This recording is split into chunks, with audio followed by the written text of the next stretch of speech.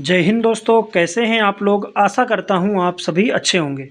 दोस्तों, छत्तीसगढ़ राज्य बाल संरक्षण समिति की ओर से एक नोटिफिकेशन जारी किया गया है, एक विज्ञापन जारी किया गया है, जो कि मिशन वात्सल्य के अंतर्गत जिला बाल संरक्षण इकाई, किशोर न्याय बोर्ड एवं बालक कल्याण समिति में संविदा भर्ती हेतु विज्ञापन जारी किया गया है। यानी कि संविदा में आपके छत्तीसगढ़ में लगभग 100 से अधिक पदों पर वैकेंसी आई है, जिसके बारे में कंप्लीट जानकारी आज की इस वीडियो में मैं आपको देने जा रहा हूं। तो अगर आप हमारे चैनल पर नए हैं तो चैनल को सब्सक्राइब कर लीजिए, साथ ही बेल वाला आइकन ज़रूर दबाइए ताकि आने वाले वीडियो का नोटिफिकेशन आप तक सबसे पहले पहुंचे। तो आइए स्टार्ट करते हैं। तो दोस्तों, पहले बात कर लेते हैं इसकी लास्ट डेट के बारे में। तो आपको 23 अगस्त 2024 के पहले ऑफलाइन आवेदन करना होगा। ठीक है, अगर आप इस वैकेंसी के लिए आवेदन करना चाहते हैं तो आप 23 अगस्त के पहले आप ऑफलाइन आवेदन करेंगे।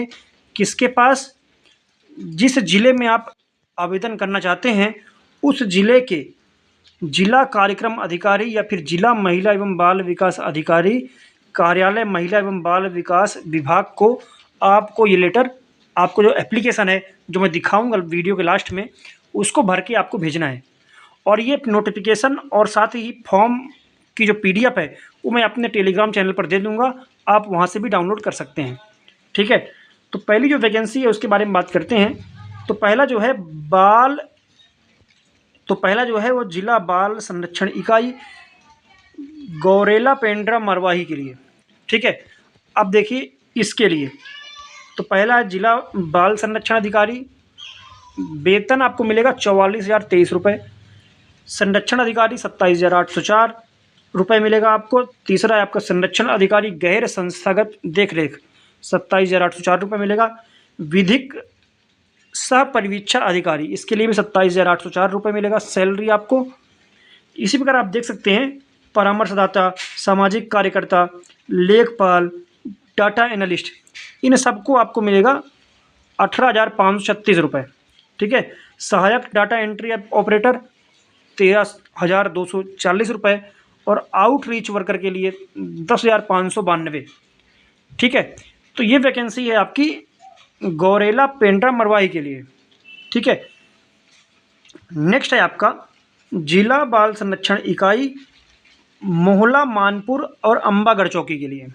ठीक है, यहाँ भी इनमें अलग अलग पदों पर वैकेंसी है। जिला बाल संरक्षण अधिकारी के एक पद हैं, सैलरी इतनी मिलेगी। संरक्षण अधिकारी संस्थागत देखरेख के लिए एक वैकेंसी है, सैलरी 27,804। संरक्षण अधिकारी गैर संस्थागत देखरेख, विधिक सह परिवीक्षा अधिकारी, इन दोनों की सैलरी 18,000, इन दोनों की सैलरी है आपकी 27,804 रुपये। ठीक है, परामर्शदाता की है, सामाजिक कार्यकर्ता की है, लेखपाल की है। तो सामाजिक कार्यकर्ता के यहाँ पर 3 पद हैं। ठीक है, डाटा एनालिस्ट, इन सब की सैलरी है 18,536 रुपये। सह डाटा एंट्री ऑपरेटर और आउटरीच वर्कर के 5 पद और डाटा एंट्री ऑपरेटर के 1 पद। तो इनकी सैलरी है 13,240 और 10,592 रुपये। तो इसी प्रकार अगला जो है आपका जिला बाल संरक्षण इकाई खैरागढ़, छुई खदान और गंडई, इनके 10 सभी अलग अलग पदों पर वैकेंसी यहाँ पर निकाली गई है और सैलरी ये आप देख सकते हैं।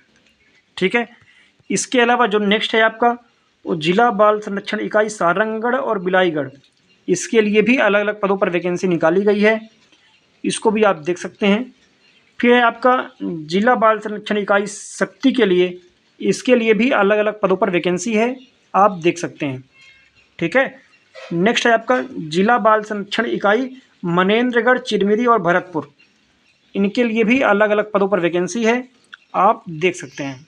ठीक है, नेक्स्ट है आपका किशोर न्याय बोर्ड में जो है सभी अलग अलग जगहों के लिए वैकेंसी निकाली गई है, जैसे कि गौरेला पेंड्रा मरवाही के लिए 1 पद, मोहला मानपुर अंबागढ़ चौकी के लिए 1 पद, सारंगगढ़ बिलाईगढ़ के लिए 1, मनेन्द्रगढ़ और चिरमिरी भरतपुर के लिए 1 पद, खैरागढ़, छुई खदान और गंडई के लिए 1 पद और शक्ति के लिए भी 1 पद।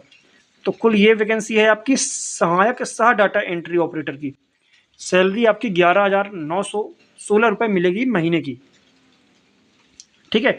अगला, बालक कल्याण समिति के लिए सभी अलग अलग जगहों में, जो जिला है आपका गौरेला पेंड्रा मरवाही, इसके अलावा मोहला मानपुर अंबागढ़ चौकी, सारंगगढ़ बिलाईगढ़, मनेन्द्रगढ़ चिरमिरी भरतपुर, खैरागढ़ छुई खदान और गंडई और शक्ति, इनके लिए भी एक एक पद निकाले गए हैं सहायक सह डाटा एंट्री ऑपरेटर के।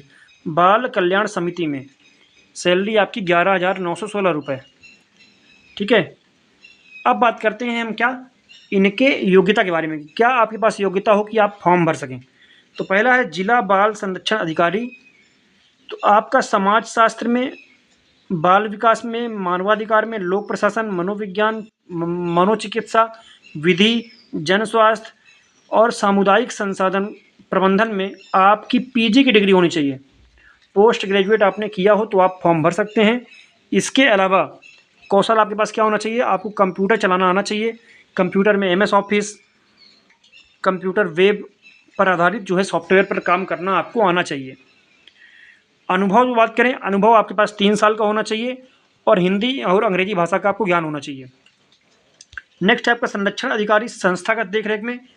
तो इसमें भी आपके पास डिग्री जो चाहिए वो, इसमें भी आपकी स्नातकोत्तर की डिग्री चाहिए, यानी कि PG, या अगर आपके पास UG है और प्लस 2 साल का अनुभव है तो आप योग्य हैं फॉर्म भरने के लिए, अन्यथा आप योग्य नहीं हैं।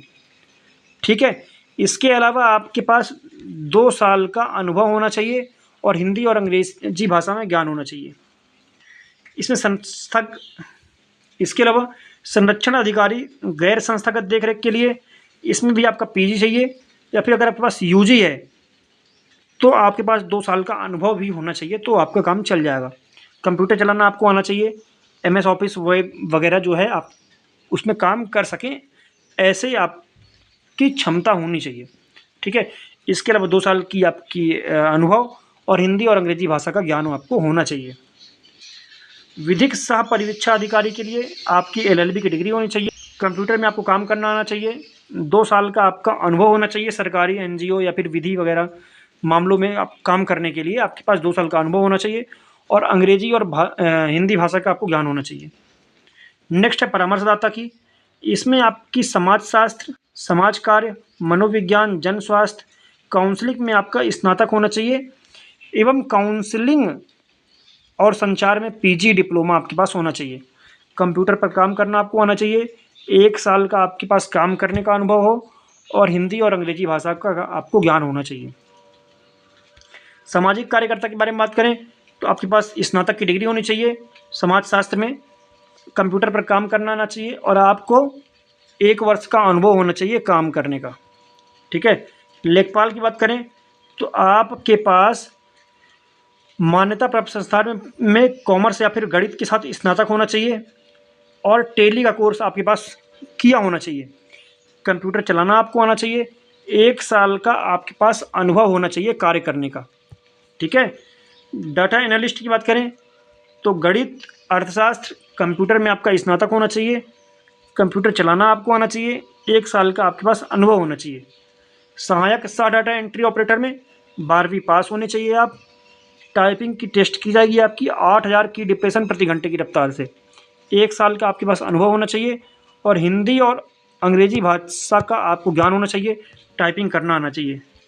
आउटरीच वर्कर 12वीं पास, अच्छा संचार कौशल होना चाहिए आपका और 1 साल का अनुभव होना चाहिए। ठीक है। नेक्स्ट आपका किशोर न्याय बोर्ड एवं बालक कल्याण समिति हेतु शैक्षणिक योग्यता, अनिवार्य कौशल, अनुभव। तो सहायक सह डाटा एंट्री ऑपरेटर के लिए 12वीं पास, 8000 की डिप्रेशन प्रति घंटे की रफ्तार से टाइपिंग, 1 वर्ष का अनुभव और हिंदी और अंग्रेजी में है आपके पास कंप्यूटर पर कार्य करने और टाइपिंग करने की क्षमता आपके पास होना चाहिए। इस प्रकार कल्याण समिति में भी सेम आपके पास अनुभव मांगा गया है। ठीक है। पदों की संख्या में कुछ थोड़ा बहुत परिवर्तन हो सकता है।